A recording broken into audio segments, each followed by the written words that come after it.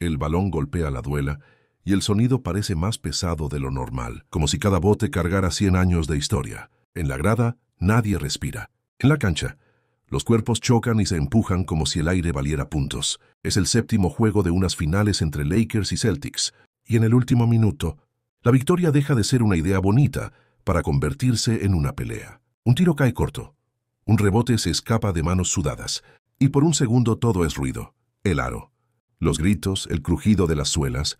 No hay glamour en ese instante. Solo hay miedo. Solo hay orgullo. Y una pregunta que late debajo de todo. ¿Cómo llegó el baloncesto a necesitar una guerra así para hacerse gigante? Todo empezó mucho antes del brillo, cuando Los Ángeles todavía no era la capital del espectáculo para el deporte. Y Boston todavía no era un monstruo de tradición que intimidaba con solo nombrarlo. Fue una rivalidad construida con identidades.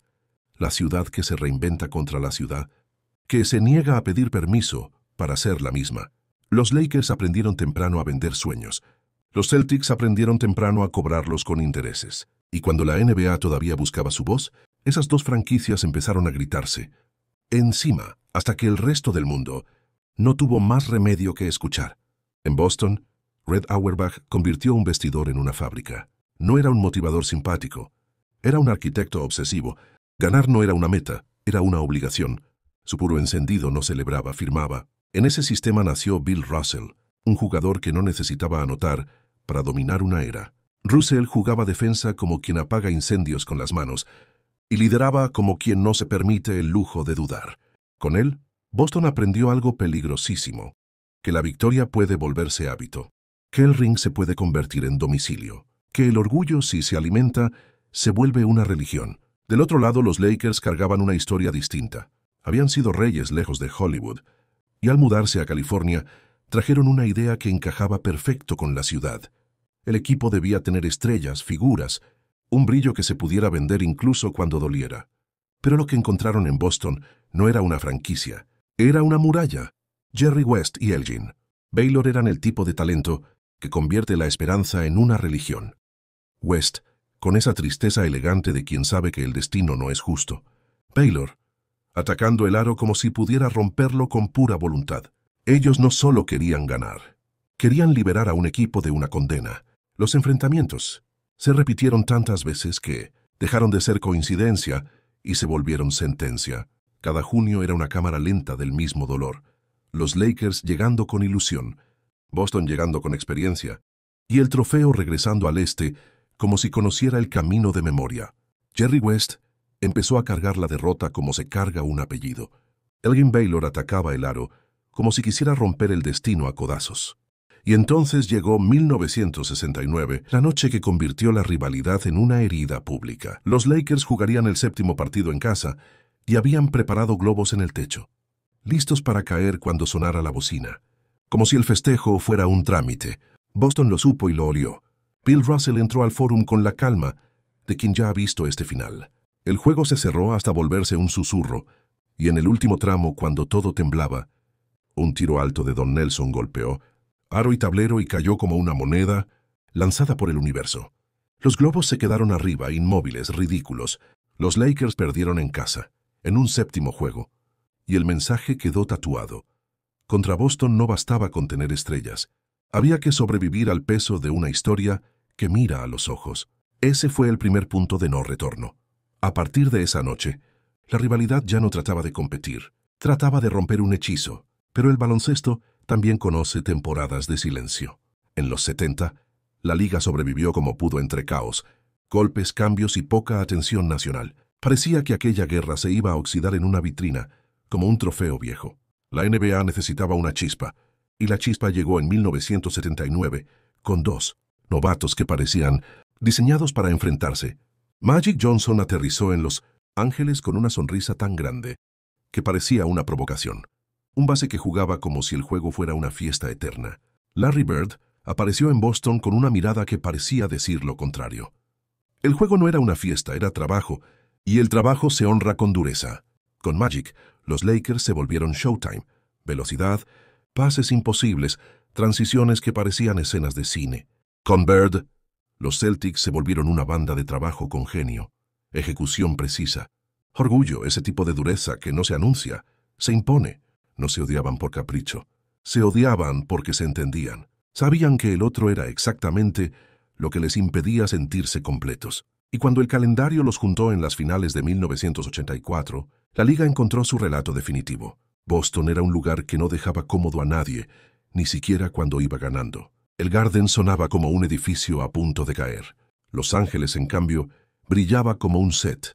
Celebridades en primera fila, flashes, un aire de película. La serie fue una prueba de identidad.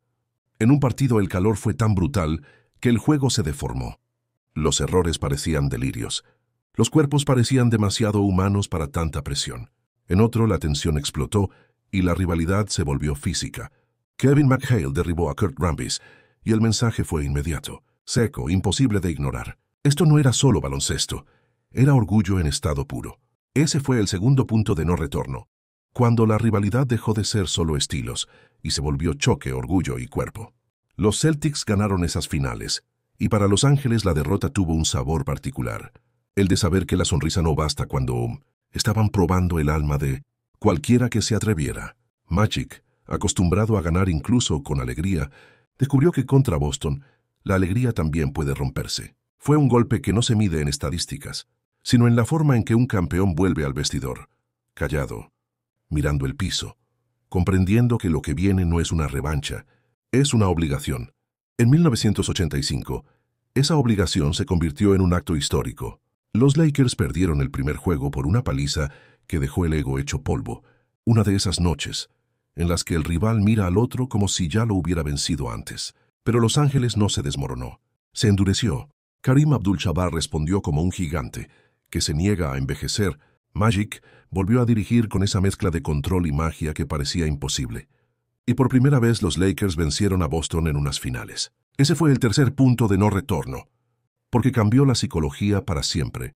Si el hechizo podía romperse una vez, podía romperse de nuevo, y Boston, por primera vez en mucho tiempo, tuvo que mirar al otro lado y aceptar que el enemigo también aprendía. La rivalidad no permite treguas largas.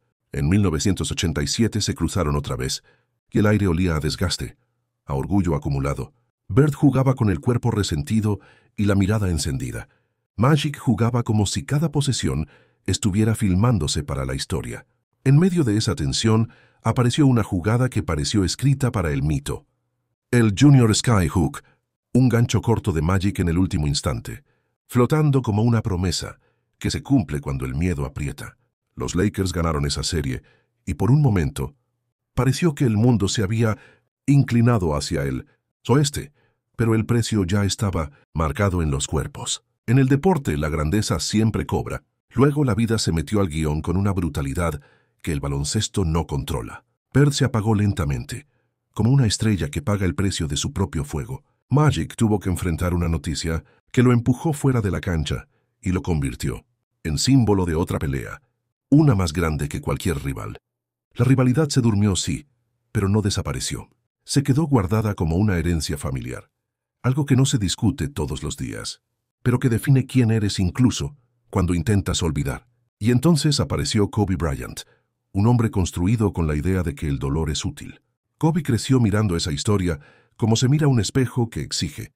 No bastaba con ganar, había que ganar contra el enemigo correcto. Mientras él se convertía en la obsesión con uniforme, Boston reconstruía su identidad con hambre. Kevin Garnett llegó con fuego en la garganta. Paul Pierce con la calma orgullosa del que no se siente inferior a nadie. Ray Allen con una precisión que parecía castigo. Cuando se encontraron en 2008, el pasado dejó de ser nostalgia y se volvió amenaza. Boston ganó y lo hizo con una crueldad que no necesita insultos. El partido decisivo fue una exposición. Los Lakers parecían asfixiados por el ruido de una historia que no les pertenecía esa noche. Garnett gritó como si hubiera liberado algo antiguo. Pierce caminó como si el mundo le debiera ese momento. Y Los Ángeles se fue con el sabor amargo de la impotencia. Para Kobe, fue el cuarto punto de no retorno íntimo. Ya no era el heredero de un legado. Era el hombre al que le habían recordado en la cara que la historia no se respeta, se conquista o te aplasta. La respuesta de Kobe no fue llorar, fue trabajar. Volvió la disciplina como arma, el silencio como combustible, el entrenamiento como penitencia. Los Lakers cambiaron, se reforzaron, aprendieron a ganar con barro, cuando el glamour no alcanzaba. Y en 2010, el destino les devolvió a Boston como si la liga misma necesitara cerrar el círculo de esa generación. Aquella serie fue una pelea lenta, sin poesía. Cada posesión era un choque de hombros, cada rebote, una negociación violenta. En el séptimo juego el balón pesó como piedra. Los tiros no caían, las manos temblaban, y el partido se convirtió en una prueba de resistencia emocional. Kobe tuvo una noche imperfecta, humana, incómoda, y aún así se negó a desaparecer. Cuando el juego pedía un héroe limpio, apareció un equipo dispuesto a ensuciarse. Un rebote ofensivo se volvió una declaración. Un tiro clave desde la esquina se volvió una puñalada, y la bocina final no sonó como fiesta, sonó como alivio. Los Lakers levantaron el trofeo, y Boston tuvo que mirar cómo. Por una vez la historia se escribía del otro lado. Ese fue el quinto punto de no retorno. El instante en que Los Ángeles comprendió que, contra Boston, la redención también pesa y también duele. Pero una guerra así nunca termina. Se transforma en memoria, en superstición, en idioma compartido. Lakers y Celtics se han encontrado 12 veces en las finales, y Boston ganó 9 de esas batallas. Esa cifra no se siente como un dato, se siente como una cuenta pendiente que pasa de generación en generación. Cada vez que se ven, aunque sea en temporada regular, algo se tensa. La duela se vuelve más dura, el público se vuelve más ruidoso, y los jugadores sienten una presencia detrás.